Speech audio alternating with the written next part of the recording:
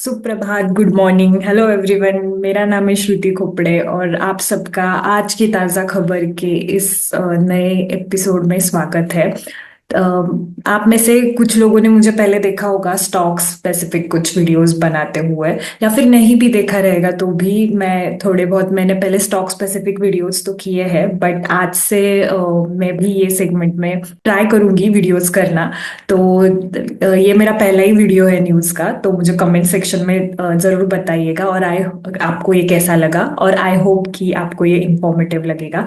तो चलिए फिर शुरू करते हैं आज की ताज़ा खबर को ग्लोबल न्यूज़ के साथ। यूएस के रिटेल सेल्स के नंबर्स अभी आ चुके हैं। थोड़ा सा एस्टिमेट को मिस किया है। रिटेल सेल्स दिसंबर में 0.4% ऑन मंथ बेसिस इंक्रीज हुआ था, जो कि पिछले मंथ नवंबर में 0.8% का ग्रोथ था।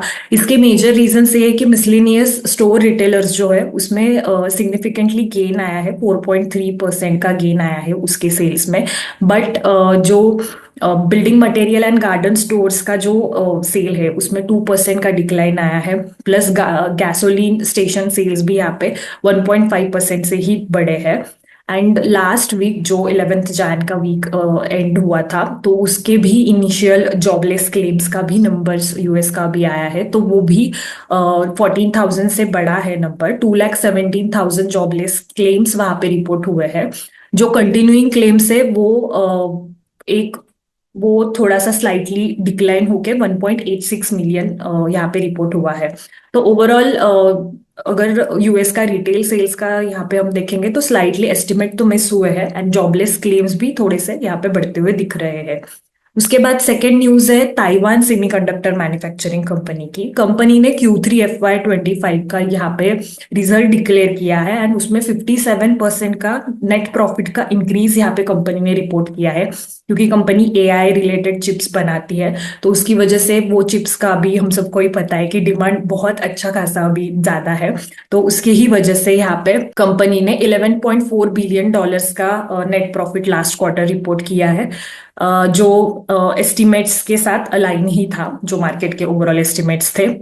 बट जैसे हमने अभी न्यूज में भी सुना ही होगा कि रिसेंटली यूएस जैसे हमने न्यूज में रिसेंटली सुना ही होगा कि यूएस गवर्नमेंट ने टेक्नोलॉजिकल रेस्ट्रिक्शंस लगाए हैं चाइना पे, थोड़ा बहुत टैरिफ्स वगैरह उन्होंने लगाए हैं। प्लस उन्होंने एआई चिप्स का भी एक्सपोर्ट करने के लिए, एआई चिप्स और उसके रिलेटेड टेक्नोलॉजी एक्सपोर्ट्स करने के लिए भी यूएस गवर्नमेंट ने यहाँ पे बैन किया है। तो ये थोड़े से चैलेंजेस कंपनी को फेस करने पड़ेंगे। ऑल्दो जो Taiwan and other US allies जो है बाकी की कंट्रीज, तो उनके लिए तो अनरेस्ट्रिक्टेड एक्सेस है एआई टेक्नोलॉजीज का। प्लस कंपनी ने ये भी बोला है कि वो न्यू ओवरसीज फैक्ट्रीज खोलने वाले हैं, जिसके लिए $65 बिलियन कंपनी इन्वेस्ट करने वाली है। मेनली एरिजोना में 3 फैक्ट्रीज, वो फैक्ट्री प्लांट्स लगाने वाले हैं। एंड मोस्टली मैन्युफैक्चरिंग तो कंपनी का ताइवान में ही रहेगा।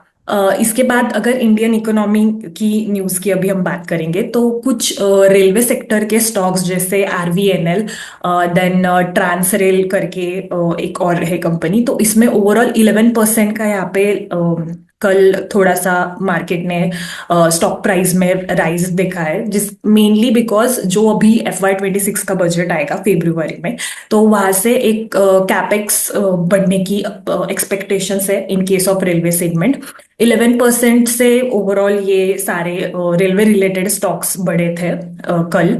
तो बिकॉज जो कैपिटल एक्सपेंडिचर है, कैपेक्स जो होने वाला है रेलवे सेक्टर में, वो 20% से बढ़ने की यहाँ पे एक्सपेक्टेशन है फॉर FY26, जो ओवर ₹3 ट्रिलियन हो सकता है। मेनली जो कंपनीज में की शेयर प्राइस में राइज देखा गया था वो थी Transrail Lighting, then Jupiter Wagons, Titagarh Wagons, then Radiant Travel Tech, RailTel Corporation of India. तो ये ओवरऑल कुछ कंपनीज थी रेलवे सेक्टर की, जिसके केस में यहाँ पे एक शेयर प्राइस में राइज कल देखा गया। प्लस RVNL जो रेलवे की PSU गवर्नमेंट की जो कंपनी है, तो RVNL के स्टॉक प्राइस में भी 9% का इंक्रीज देखा गया है, जिसका मेजर रीजन ये था कि उनको BSNL की तरफ से भारत नेट के लिए जो नेटवर्क बनाना है रेलवे का, उसके लिए 3,622 करोड़ का कॉन्ट्रैक्ट मिला है। कंपनी को, जिसके बाद इसके भी शेयर में 9% का राइज दिखा है। अगर हम सेकेंड अभी न्यूज की बात करेंगे तो जो हाउसिंग सेल्स के नंबर्स है वो भी एक प्रॉप टाइगर के रिपोर्ट में अभी आया है कि जो टॉप 8 सिटीज है इंडिया की, तो वहां पे हाउसिंग सेल्स का 26% डाउन यहाँ पे रिपोर्ट हुआ है YOY बेसिस पे as compared to last year. इसके मेजर रीजंस तो यही है कि बहुत ज्यादा प्राइस हाइक रियल एस्टेट के प्राइसेस में हुई है, प्लस न्यू लॉन्चेस भी बहुत सारी प्रॉपर्टीज के नहीं हो रहे हैं बिकॉज ऑफ एक तो ग्लोबल इकोनॉमिक अनसर्टेनिटी है, रेट कट्स होंगे या नहीं उस पे भी थोड़ा सा अभी अनसर्टेनिटी है, एंड प्लस बहुत सारे स्टेट्स के इलेक्शंस भी थे, अभी चल भी रहे हैं, दिल्ली के वगैरह आएंगे, तो उसकी वजह से ओवरऑल ये क्वार्टर में जो हाउसिंग का सेल्स का नंबर्स है उसमें 26% का डिक्लाइन यहाँ पे रिपोर्ट हुआ है। मेनली सिर्फ दिल्ली एनसीआर यही एक रीजन है कि जहां पे पॉजिटिव ग्रोथ रिपोर्ट हुई है न्यू होम सेल्स के केस में, जबकि पुणे, मुंबई, हैदराबाद और अहमदाबाद ये सारी जो मेजर सिटीज है इनमें मोर देन 30% का डिक्लाइन रिपोर्ट हुआ है, जिसका ही ओवरऑल इम्पैक्ट हमको 26% का डिक्लाइन यहाँ पे दिख रहा है। सो थर्ड न्यूज है पाम ऑयल की। पाम ऑयल का जो इम्पोर्ट है वो पिछले 5 साल का लो पे रिपोर्ट हुआ है जनवरी में। दिस इज मेनली बिकॉज जो पाम ऑयल का डिमांड है वो धीरे धीरे सोय ऑयल में शिफ्ट हो रहा है, क्योंकि पाम ऑयल का जो रिफाइनरीज है तो वो रिफाइनरी में यहाँ पे मार्जिन्स काफी डिक्लाइन हुए हैं। हर एक जो रिफाइनरी वाली कंपनीज है उनको पर टन $30 का यहाँ पे लॉस हो रहा है for in case of palm oil, जबकि सोय ऑयल जो है वो अभी डिस्काउंटेड प्राइस में मिल रहा है as compared to palm oil, and जिसकी वजह से ही बहुत सारे बायर्स को वो एक अट्रैक्टिव बाइंग लग रहा है, and it is a good substitute for palm oil, जिसका एक शिफ्ट भी ओवरऑल दिख रहा है इन केस ऑफ डिमांड।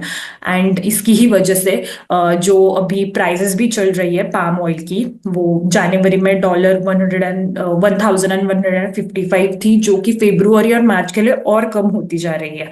तो इसकी वजह से ओवरऑल पाम ऑयल का इंपोर्ट्स यहाँ पे डिक्लाइन हुआ है जनवरी में। अब अभी अगर स्टॉक स्पेसिफिक न्यूज की बात करेंगे, क्योंकि रिजल्ट सीजन चालू ही हुआ है एंड जो दो बड़ी कंपनीज जो है उनका रिजल्ट अभी कल रिपोर्ट हुआ है Q3 FY25 का, जिसका एक फर्स्ट है रिलायंस। तो रिलायंस के केस में जो उनका नेट प्रॉफिट है पैट 7% से ऑन YOY बेसिस इंक्रीज हुआ है टू 18,540 करोड़। रेवेन्यू भी 7% मतलब 6.9%, 7% अप्रॉक्स इंक्रीज हुआ है यहाँ पे। मेनली जो उनका EBITDA है वो 8% से इंक्रीज हुआ है on YOY basis to 48,000 crore approx, and margin भी 10 बेसिस पॉइंट से बढ़े हैं। ऑयल टू केमिकल वाला जो बिजनेस है उसमें 2% का YOY राइज हुआ है। EBITDA भी वहां पे, ऑपरेटिंग प्रॉफिट भी वहां पे 14,402 करोड़ का रिपोर्ट हुआ है, मेजरली बिकॉज हाई प्रोडक्शन और स्ट्रॉन्ग डोमेस्टिक डिमांड की वजह से अच्छे खासे नंबर्स यहाँ पे ऑयल टू केमिकल्स बिजनेस में दिख रहे हैं। अगर अभी हम जियो की बात करेंगे तो जियो का 5G adoption plus sustain subscriber additions and जो इम्प्रूव्ड कस्टमर एंगेजमेंट है उसकी वजह से आरपू, जो एवरेज रेवेन्यू पर यूजर है, वो इंक्रीज हुआ है ₹203.3 तक, एंड उसने 26% का प्रॉफिट में YOY बेसिस पे ग्रोथ यहाँ पे रिपोर्ट किया है जियो ने, जबकि रेवेन्यू 19% से बढ़ा है टू 38,750 करोड़। रिलायंस रिटेल की यहाँ पे बात करेंगे तो रिलायंस रिटेल के केस में भी 9% का रेवेन्यू बढ़ा है। पैट जो नेट प्रॉफिट है वो भी 10% बढ़ा है टू 3,458 करोड़। रिटेल के सेगमेंट में कंपनी ने 779 न्यू स्टोर्स ओपन किए, जिसके बाद ओवरऑल कंपनी के टोटल स्टोर्स विल बी 19,102।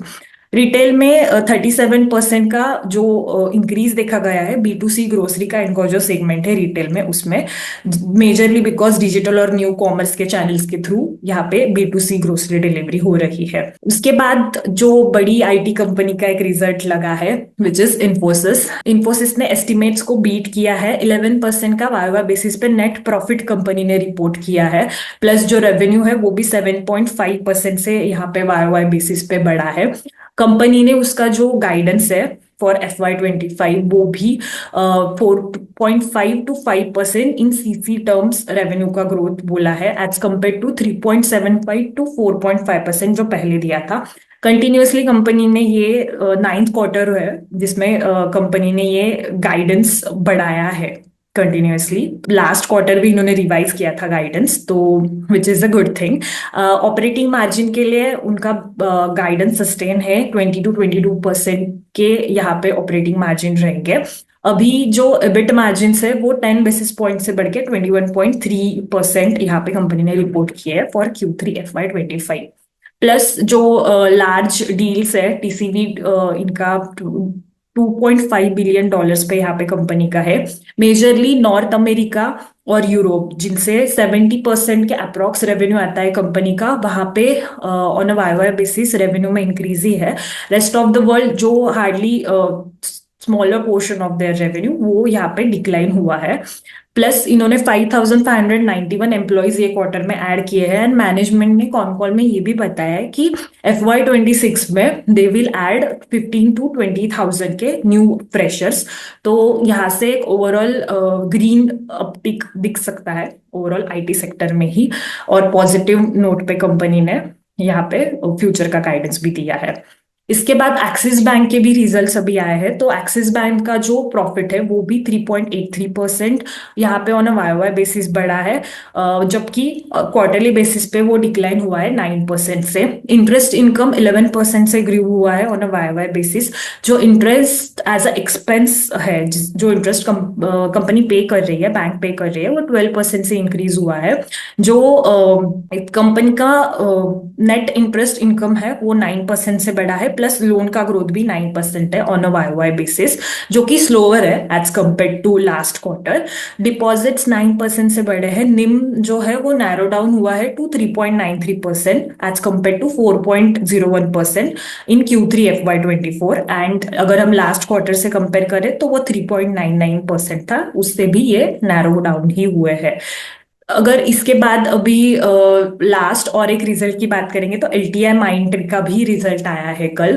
तो कंपनी ने वहां पे ये रिजल्ट थोड़ा सा इंटरेस्टिंग है, क्योंकि 7% से यहाँ पे रेवेन्यू कंपनी का बढ़ा है to 9,601 crore rupees in Q3 FY25, जबकि कंपनी का जो नेट प्रॉफिट है वो 7% से ही डिक्लाइन हुआ है on a Y basis, mainly because employees related यहाँ पे इनके एक्सपेंसेस बढ़े हैं, सैलरी हाइक्स वगैरह भी हुए हैं, उसकी वजह से यहाँ पे नेट प्रॉफिट गिरा है।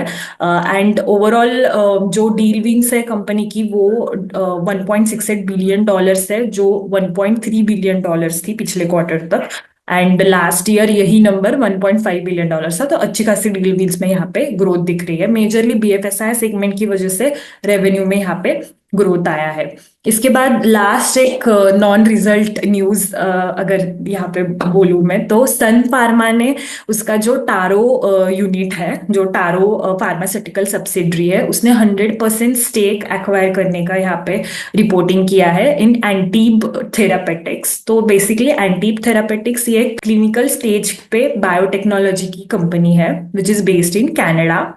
तो मेजरली ये कंपनी इसका स्पेशलाइजेशन है in developing drugs for pain and inflammation management, जो कि जिसमें सन फार्मा भी आगे जाके एक्सपेंशन करना चाहती है। ये एक्विजिशन मार्च 2025 के फर्स्ट वीक तक कंप्लीट होने का यहाँ पे उसके क्लोज करने का एक्सपेक्टेशन कंपनी ने यहाँ पे दिया है। तो आज की ताज़ा खबर का ये एपिसोड यहाँ पे ही कंक्लूड करती हूँ। मुझे कमेंट में ज़रूर बताइएगा कि आपको ये कैसा लगा। Thank you so much.